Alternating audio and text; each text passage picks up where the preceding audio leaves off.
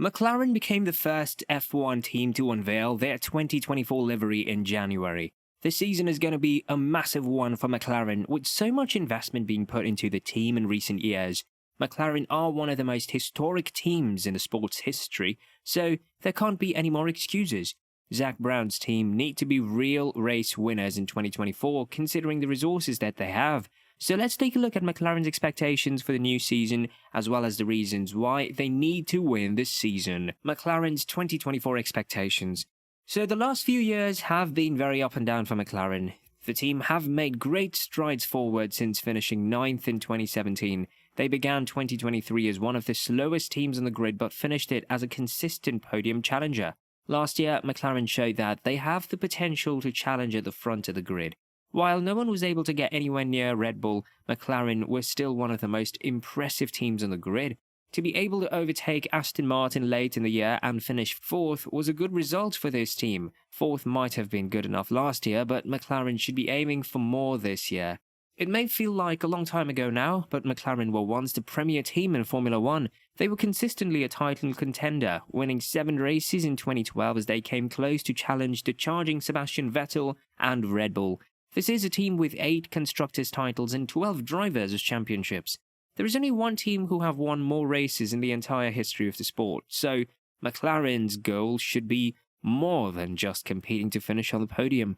It's not just the team's incredible history that should make McLaren expect to be one of the top teams in Formula 1. Why McLaren need to compete? There are a few reasons why McLaren need to compete at the front again very soon, and it starts with investment. Behind the scenes, McLaren have been putting in a huge amount of money into the Formula 1 team through different avenues. It starts with the guys in the car. Lando Norris entered the sport as one of the best prospects in the last decade, with comparisons to a former McLaren junior who went on to become a 7-time F1 world champion. His performances in the sport have made fans even more sure that Norris is a future world champion. But Norris is not the only young superstar McLaren have on the books. It was seen as a massive coup when Zak Brown's team stole Oscar Piastri off of Alpine last year. In his rookie season, the Australian driver performed impressively, including picking up back-to-back podiums. The performances in the prior season have meant that some fans have even said that McLaren have the most talented driver pairing on the grid. Considering the promise these two are showing, that could well be true. But the promise also extends to the car itself.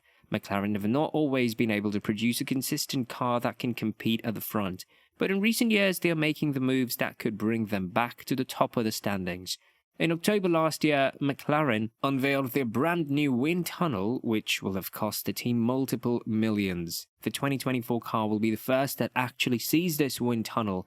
Last year, McLaren team principal Andrea Stella said that this new wind tunnel will help the team bridge the gap to Red Bull. The wind tunnel not only saves money in the long term for this team, but it means they do not have to take the car to Germany every time they want to use a wind tunnel.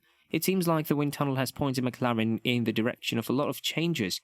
The rumours are that McLaren are going to have a very different car in 2024. McLaren's new car. There might not have been a more disappointing team in the first few weeks of 2023 than McLaren. They look like one of the slowest cars on the grid, and fans were thinking this could be the end of Zak Brown and Andrea Stella. But the team turned it around, and they will be hoping for a much faster start in 2024. Lando Norris has hinted that the car will be in the right place when they unveil it, instead of midway through the season. McLaren won't be relying on upgrades to be successful. While the livery unveiling did not give us much of an insight into design, we do know that McLaren have spent a large amount of time and money overhauling their aerodynamic design from a year ago. This should help improve both the speed of the car as well as the drivability. The McLaren car will also feature a suspension overhaul, which should make the 2024 car faster in a straight line and better through corners. Tyre advantages should help the car perform better in terms of its sustainability in long races, while possibly improving the downforce the car can create. While you might not think that McLaren really needed wholesale changes due to their position on the grid last year, they are aiming for the very top. This team is desperate to be a title challenger once again. With Ferrari and Mercedes stuttering, there is an opportunity for McLaren to step into the title picture. Can McLaren challenge? While all of these hypothetical changes sound great on the new McLaren, we're yet to see really what this new car is going to look like. But the team is right to have high expectations, particularly with how well they have recruited. Rob Marshall was a massive signing for this team. For those who are not aware, Marshall was the chief designer for Red Bull in the 4 title wins in the 2010s. He was promoted to the role of chief engineering officer in 2016 and was crucial in designing the Red Bull cars that have won the last 3 titles, mostly with ease. You would imagine that McLaren will have to shell out big money for Marshall. He will have started with the team on January 1st this year, so his impact on the car at its launch might be slightly limited. But he will no doubt move this McLaren team in the right direction. Marshall is not the only big name that the team have brought in for 2024. Former Ferrari chief engineer and vehicle concept David Sanchez is joining McLaren starting in 2024. Having left the Scuderia in March of 2023, Sanchez will also have a big impact on the design of the car. Those are 2 very big pulls for this team, and it seems like they're only going to get faster because of it. Pinching top talent is a great way for McLaren to help close the gap on Red Bull, so while the team's expectations might be rising, success could be more of a need for McLaren. Why there are no more excuses for McLaren? All of these factors seem to mean that McLaren are heading in the right direction, but there is going to be a lot of pressure on this team to perform. For one thing, management will need this team to get back to the front, considering the huge investment they've put into facilities.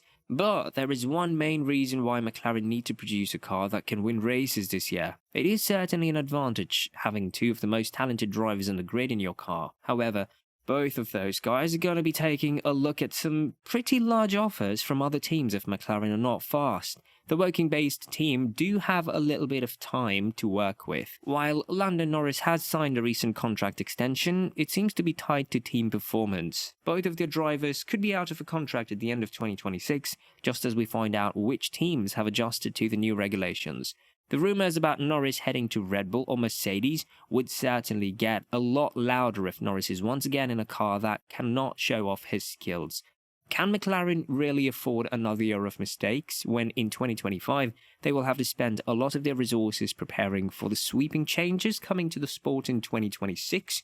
This season seems like the time where McLaren need to take a step up if they want to be back in the front, or else they could be stuck in the midfield for a long time. But what do you think about McLaren's chances this season? Why not put your thoughts in the comments down below, and while you're down there, hit that like button and subscribe. Thank you for watching, and we'll see you next time.